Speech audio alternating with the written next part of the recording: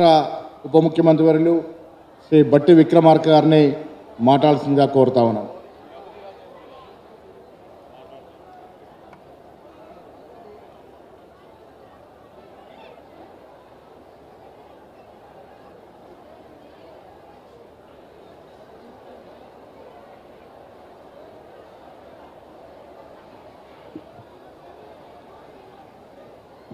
సభాధ్యక్షులు, శాసన పరిషత్ సభ్యులు సోదరులు మహేష్ కుమార్ గౌడ్ గారు, గౌరవ ముఖ్యమంత్రి వర్యులు శ్రీ రేవంత్ రెడ్డి గారు, అఖిల భారత కాంగ్రెస్ కమిటీ ఈ రాష్ట్ర ఇన్ఛార్జిగా ఉన్నటువంటి ప్రధాన కార్యదర్శి దీపాదాస్ మున్షి గారు,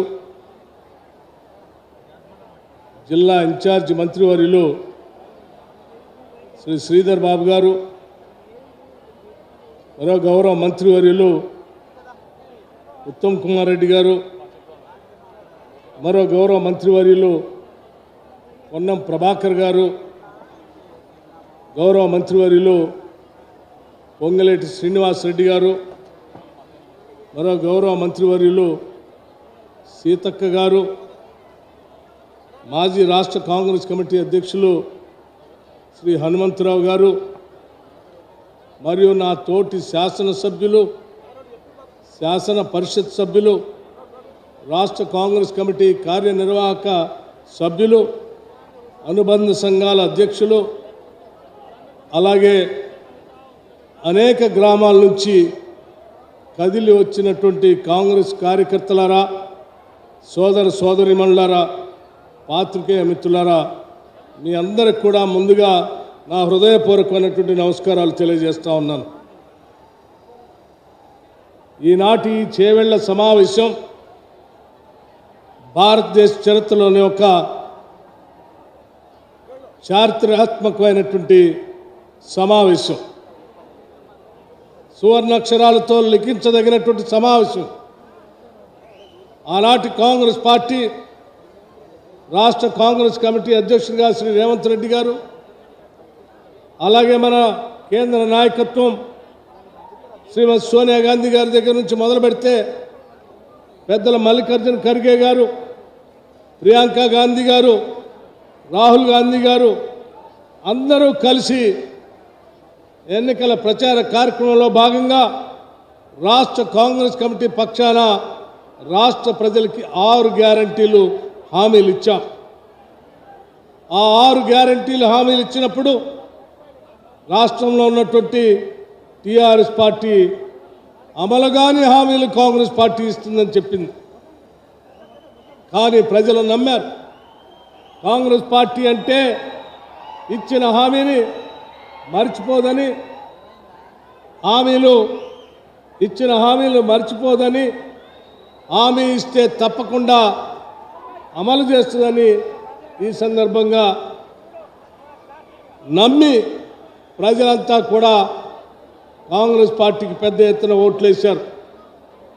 వేసినటువంటి ప్రజానికి యొక్క నమ్మకాన్ని వమ్ము చేయకుండా దేశమంతా ఎదురు చూస్తున్నటువంటి ఈ సందర్భంలో కాంగ్రెస్ పార్టీ ఇచ్చిన గ్యారంటీల్ని అమలు చేసే కార్యక్రమంలో భాగంగా అధికారంలోకి రాగానే మొదటి 2 గ్యారంటీలు మీ అందరికీ తెలిసిందే. రాష్ట్రంలో ఉన్నటువంటి మహిళలను కాంగ్రెస్ పార్టీ ఏ రకంగా గౌరవిస్తుందో, మహాలక్ష్ములని వారిని పూజిస్తూ గౌరవించేటువంటి కాంగ్రెస్ పార్టీ అధికారంలోకి రాగానే మొట్టమొదటిసారి రాష్ట్రంలో ఉన్నటువంటి మహిళలందరూ కూడా ఈ రాష్ట్రంలో ఎక్కడి నుంచి ఎక్కడికి ప్రయాణం చేసినా ఉచితంగా ఆర్టీసీ బస్సులో ప్రయాణం చేసినట్టుగా ఏర్పాటు చేసినటువంటి ఒక గొప్ప కార్యక్రమం మీ అందరికీ తెలిసిందే.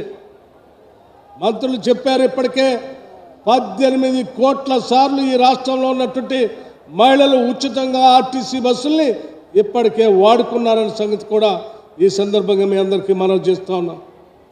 అలాగే మిత్రులారా, మనందరికీ తెలిసిందే, ఒక పేద కుటుంబం కానీ, బలహీన వర్గాల కుటుంబం కానీ మధ్యతరగతి కుటుంబం కానీ ఆరోగ్యం ఇబ్బంది పడితే లక్షల పోసి వైద్యం చేపించుకోలేనటువంటి పరిస్థితిలో ఉన్నటువంటి మనం అందరం చూసాం చరిత్రని. అటువంటి బాధ ఈ రాష్ట్రంలో ఏ కుటుంబానికి ఉండకూడదనేటువంటి ఆలోచనతో 10 లక్షల రూపాయలతో రాజీవ్ ఆరోగ్యశ్రీ కార్యక్రమాన్ని అమలు చేసి చూపించాం. అలాగే అనేక రకాలైనటువంటి ఇబ్బందులు ఉంటే కూడా గత 10 సంవత్సరాలు ఈ రాష్ట్రాన్ని ధనిక రాష్ట్రంగా టీఆర్ఎస్ పార్టీ చేతిలో పెడితే ఈ రాష్ట్రాన్ని ఆర్థిక విధ్వంసం చేసి దాదాపు 7 లక్షల కోట్ల రూపాయలు అప్పులు చేసి అసలు ఏమాత్రం కూడా ఆ వచ్చిన ప్రతి ఆదాయం అప్పులు కట్టడానికే సరిపోయేటట్టుగా ఈ రాష్ట్రాన్ని అనేక రకాలైనటువంటి ఆర్థికపరమైన ఇబ్బందుల్లో పెడితే కూడా మాటిచ్చాం, ఇచ్చిన మాటను నిలబెట్టుకోవాలి. ఏ రకమైనటువంటి ఇబ్బందులు కానీ అప్పులు కానీ మనం ఇచ్చినటువంటి హామీలకి గ్యారంటీలకి అడ్డం రాకూడదని చెప్పి రాష్ట్ర ముఖ్యమంత్రి రేవంత్ రెడ్డి గారు, మంత్రివర్గ సహచరులు, అలాగే శాసనసభ్యులు అందరూ కూడా దృఢ చిత్తంతో గోబరా ఖర్చులంతా తగ్గిస్తూ ఇచ్చిన హామీలను అమలు చేయాల్సిందే అని చెప్పి ఒక సంకల్పంతో ఈరోజు ఒక ఉన్నతమైనటువంటి కార్యక్రమాన్ని ఈ చేవెళ్ల పట్టణం నుంచి ఈరోజు భారీ ఎత్తున ప్రజల సమక్షంలో మేము ఇచ్చినటువంటి హామీలకు సంబంధించిన 500 రూపాయలకే గ్యాస్ సిలిండర్ ఇచ్చేటువంటి కార్యక్రమాన్ని ఈరోజే లాంచింగ్ చేశాం. 200 యూనిట్ల వరకు ప్రతి కుటుంబానికి అర్హత కలిగిన ప్రతి కుటుంబానికి 200 యూనిట్ల వరకు ఉచితంగా కరెంట్ ఇచ్చే కార్యక్రమానికి కూడా ఈరోజే పెద్ద ఎత్తున సెక్రటేరియట్లో లాంచ్ చేసి ఈరోజు మీ అందరి ముందుకు వచ్చి చాలా ధైర్యంగా సంతోషంగా మాట్లాడుతూ ఉన్నాం. టీఆర్ఎస్ నాయకత్వం, టీఆర్ఎస్ పార్టీకి సంబంధించిన హరీష్ రావు గారు కానీ, లేకపోతే కేసీఆర్ గారు కానీ, లేకపోతే కేటీఆర్ గారు కానీ అనేక రకాలైనటువంటి మాటలు మాట్లాడారు. కాంగ్రెస్ వాళ్ళు అధికారంలోకి వచ్చారు, ఇచ్చిన హామీలే ఒక్కటి చేయరు, కరెంట్ ఉండదు, ఇచ్చిన గ్యారంటీలు పట్టించుకోరని చెప్పారు. నేను వారికి ఒకటే మాట చెప్తా ఉన్నాను, మీ అందరినీ ఆహ్వానిస్తూ ఉన్నాను కూడా, ఈ రాష్ట్రంలో ఏ నలుమూలకైనా వెళదాం, కరెంటు ఉండదని చెప్పే ఏ నాయకుడున్నా అక్కడ వచ్చి కరెంటు వైర్ని పట్టుకొని చూడండి, కరెంటు ఉందో లేదో స్పష్టంగా తెలుస్తుందని కూడా ఈ సందర్భంగా చెప్తా ఉన్నాం. మిత్రులారా, ఆలోచన చేయండి. ఎన్ని కష్టాలు పెట్టారు, ఎన్ని ఇబ్బందులు పెట్టారు, అయినా కానీ మాట తప్పకుండా వీటిని అమలు చేసి గ్యారంటీలను అమలు చేసి ప్రజల పక్షంగా నిలబడాలనేటువంటి ఇందిరమ్మ రాజ్య ఆలోచనని ఈరోజు ముందుకు తీసుకొని పోతా ఉన్నాం. మీరందరూ కూడా దీవించాలని చెప్పి నేను విజ్ఞప్తి చేస్తూ ఉన్నాను. మేము తీసుకున్నటువంటి ఈ నిర్ణయాలు మీకు తెలియంది కాదు. చేవెళ్ళ మనందరికీ చారిత్రాత్మకమైనటువంటి ప్రాంతం. ఒకనాడు ఇదే ప్రాంతం నుంచి పెద్ద ఎత్తున పాదయాత్ర చేసి బాబాసాహెబ్ అంబేద్కర్ ప్రాణహిత చేవెళ్ళ ప్రాజెక్టుని మొదలుపెట్టినటువంటి ఆనాటి ప్రాజెక్ట్ ఇక్కడ నీళ్లు రాకుండా చేసినటువంటి ఈ దుర్మార్గ ప్రభుత్వాన్ని నిలదీయాల్సినటువంటి అవసరం ఉందా లేదని కూడా మేము అడుగుతా ఉన్నాం. అధికారంలోకి వచ్చిన తర్వాత అంబేద్కర్ ప్రాణహిత చేవెళ్ళ ప్రాజెక్ట్ అవసరం లేదు, మేము ఎక్కడో కాళేశ్వరం దగ్గర కడతాం, 152 మీటర్ల ఎత్తులో తొమ్మిడిహట్టు దగ్గర కట్టాల్సినటువంటి ప్రాజెక్ట్ని 100 మీటర్ల లోతు కిందికి తీసుకొని వచ్చి 100 కిలోమీటర్లు కిందికి తీసుకొని వచ్చి కేవలం 100 మీటర్ల ఎత్తులో కట్టి అద్భుతాలు సృష్టించాం, ప్రపంచం అంతా అద్భుతంగా చూస్తుందని చెప్పినటువంటి కాళేశ్వరం ప్రాజెక్టు ఈరోజు ఏమైంది? నెట్ట నిలువునా చీలిపోతా ఉంది. మేడిగడ్డ నెట్ట నిలువునా చీలిపోతా ఉంది. అన్నారం కింద నుంచి నీళ్ళు వస్తూ ఉన్నాయి. అసలు ఇది దేనికి పనికిరాదని చెప్పి డ్యామ్ సేఫ్టీ అధికారులు వచ్చి ఈరోజు ఆ డ్యామ్ను చూసి ఈ రాష్ట్రానికి దేశానికి చెప్తా ఉన్నారు, అత్యంత ఏమాత్రం భద్రత లేకుండా కట్టినటువంటి ఈ ప్రాజెక్టుతో రాబోయే రోజు చాలా ప్రమాదం ఉంటుంది, తిరిగి మొత్తం కట్టాలని చెప్తా ఉన్నారు. అయ్యా, నేను అడుగుతా ఉన్నాను, ఆనాడు గ్రావిటీతో పెద్ద ఎత్తున చాలా దూరం వరకు ప్రాణహిత నుంచి నీళ్లు తీసుకొచ్చే చేవెళ్ళ ప్రాంతానికి గోదావరి నీళ్ళు వద్దన్నావు, కింది పోయి దాన్ని కట్టి అది లేకుండా చేశావు, ఇది లేకుండా చేశావు. లక్షల కోట్లు మాత్రం గోదావరిలో పోసావు. రాష్ట్ర ప్రజలకు అన్యాయం చేశావు. చేయటమే కాదు, చాలా ప్రగల్భాలు పలికావు. గోదావరి నీళ్లు కాదు, కృష్ణానది నీళ్లు తీసుకొచ్చి పాలమూరు రంగారెడ్డి నుంచి ఇక్కడ నీళ్ళు ఇస్తా అన్నావు. ఏమి ఇచ్చావా? పాలమూరు రంగారెడ్డికి ఒక పంపైన పెట్టావా? చేవెళ్ళకి నీళ్లు రావాలంటే లక్ష్మీదేవిపల్లి రిజర్వాయర్ కట్టాల్సినటువంటి అవసరం ఉంది. కట్టావా? తట్టెడ మట్టి కూడా వేయలేదు. అక్కడ నీళ్ళు ఎట్లా ఇస్తావు చేవెళ్ళకని ఇదే చేవెళ్ళ నుంచి అడుగుతా ఉన్నాం. రాష్ట్రం కుదబెట్టి రాష్ట్ర ఖజానా అంతా ఖాళీ చేసి దాదాపు 7 లక్షల కోట్ల అప్పు చేసి గోదావరి నీళ్లు తేవచ్చి, కృష్ణానది నీళ్లు తేవచ్చి, మరి ఏం చేసావయ్యా? ప్రజలకంటే మాయ మాటలు చెప్పి ఉన్నది లేనట్టు లేనిది ఉన్నట్టు భ్రమలు కల్పించి మోసం చేశావు. చేసిన మోసాన్ని గుర్తించి రాష్ట్ర ప్రజలు కాంగ్రెస్ పార్టీని దీవించి ఆశీర్వదిస్తే ఈరోజు ఇందిరమ్మ రాజ్యంగా మీరు చేసిన అప్పులు కూడా తట్టుకొని మేము ఇచ్చిన హామీల్ని అమలు చేయడానికి నానా కష్టపడుతున్నాం అన్న సంగతి కూడా ఈ సందర్భంగా తెలియజేస్తా ఉన్నాం. ఎన్ని ఇబ్బందులున్నా, ఎన్ని అప్పులున్నా, ఎన్ని బాధలున్నా మేము మహాలక్ష్ములుగానే మహిళల్ని గౌరవించాలని సంకల్ప బలంతో ఉన్నాం. ఈరోజు రాష్ట్రంలో మీ హయాంలో జీతాలు కూడా ఇవ్వలేనటువంటి పరిస్థితి నుంచి మేము అధికారంలోకి వచ్చిన డిసెంబర్ నుంచి మొదటి వారం నుంచే జీతాలు ఇచ్చిన చరిత్ర ఈరోజు రాష్ట్రంలో ఉద్యోగస్తులు అందరూ కూడా ఆనందిస్తూ ఉన్నారు. అట్లాగే ఉద్యోగస్తులతో పాటు మహిళలందరూ కూడా గౌరవించుకోవాలనే ఆలోచనతో అంగన్వాడీ వర్కర్స్, ఆశా వర్కర్స్కి, మధ్యాహ్న భోజనం పెట్టేటువంటి మహిళలకి అందరికీ టంచనగా బిల్లులు ఇవ్వాలి. ఈ మహిళలు బాధపడుతున్నారనేటువంటి ఆలోచనతో వాళ్ళందరికీ జీతాలు బిల్లులు ఇచ్చేటువంటి కార్యక్రమాన్ని చేపట్టాం.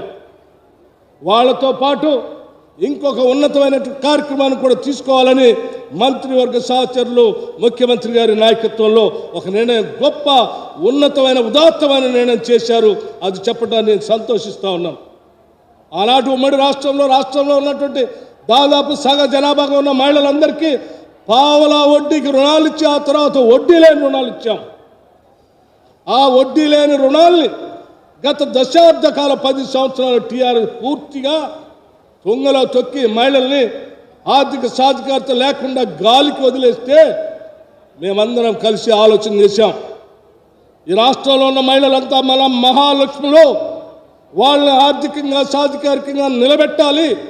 వాళ్ళ కోసం మనకి ఎన్ని ఇబ్బందులున్నా తిరిగి వడ్డీ లేని రుణాలు సెల్ఫ్ హెల్ప్ గ్రూప్స్, డ్వాక్రా సంఘాల మహిళలకి అందరికీ ఇవ్వాలి. అవసరమైతే 1000 కోట్ల రూపాయలు వాళ్ళకి రుణాలు ఇప్పించాలని నిర్ణయం చేశాం. ఈ నిర్ణయం మామూలు నిర్ణయం కాదు. తప్పనిసరిగా మాటిస్తా ఉన్నాం. మిత్రులారా, రాష్ట్ర ప్రజానికానికి ఈ చేవెళ్ళ సభ నుంచి మాటిస్తా ఉన్నాం. మేము ఇచ్చినటువంటి ఏ హామీని కూడా వదిలిపెట్టాం. ఎన్ని ఇబ్బందులు వచ్చినా చేసి చూపిస్తాం. మీరు ఎన్ని ఆశలు పడ్డా ఆపే కార్యక్రమం లేదని తెలియజెప్తూ మేము చేసే ఈ కార్యక్రమానికి మీ ఆశీస్సులు కావాలని, మీ దీవెనలు కావాలని మీ అందరినీ కోరుకుంటూ చివరిగా బీజేపీకి ఒక మాట చెప్పి నేను ముగిస్తాను. ఇది తెలంగాణ రాష్ట్రం. ఇక్కడ ఇందిరమ్మ రాజ్య పాలన సాగుతూ ఉంది. బడుగు బలహీన వర్గాలతో పాటు వెనుకబడిన తరగతులు, నిరుద్యోగ యువకుల కోసం పెద్ద ఎత్తున సంక్షేమ రాజ్య పరిపాలన సాగుతూ ఉంది. ఇక్కడ మీరు ఓట్ల కోసం మతాలను, కులాలను రెచ్చగొట్టి ఓట్లు పొందాలి అంటే ఇక్కడ సాధ్యం కాదని చాలా స్పష్టంగా చెప్తూ ఇంతటి కార్యక్రమాన్ని, ఆనందమైన కార్యక్రమాన్ని ఏర్పాటు చేసుకొని ఇన్ని గ్యారంటీని చేవెళ్ల నుంచి ఇక్కడే పబ్లిక్కి, రాష్ట్రానికి అంకితం చేసే కార్యక్రమాన్ని ఏర్పాటు చేసుకోవడానికి అవకాశం ఇచ్చిన మీ అందరికీ, అలాగే ఈ కార్యక్రమాన్ని చిత్తశుద్ధి అమలు చేయడానికి సహకరించిన మంత్రివర్గ శాసనసభ్యులకి, ముఖ్యమంత్రి గారికి మనందరి రాష్ట్ర ప్రజలందరి తరఫున ధన్యవాదాలు తెలియజేస్తూ ముగిస్తా ఉన్నాను. జై హింద్, జై కాంగ్రెస్. ప్రభుత్వం వచ్చి 80 రోజులు. ప్రజలకిచ్చిన ప్రతి వాగ్దానం చిత్తశుద్ధితో, ప్రజల ఆశలతో మనకు అధికారం ఇచ్చారో ఆ ఆశల్ని వమ్ము చేయకుండా చిత్తశుద్ధి అకుంఠిత దీక్షతో కార్యక్రమాల్ని అమలు చేస్తూ 80 రోజుల్లో ప్రజా పాలన ఇది అని చూపించినటువంటి మాన్య రాష్ట్ర ముఖ్యమంత్రి వారి మంత్రివర్గ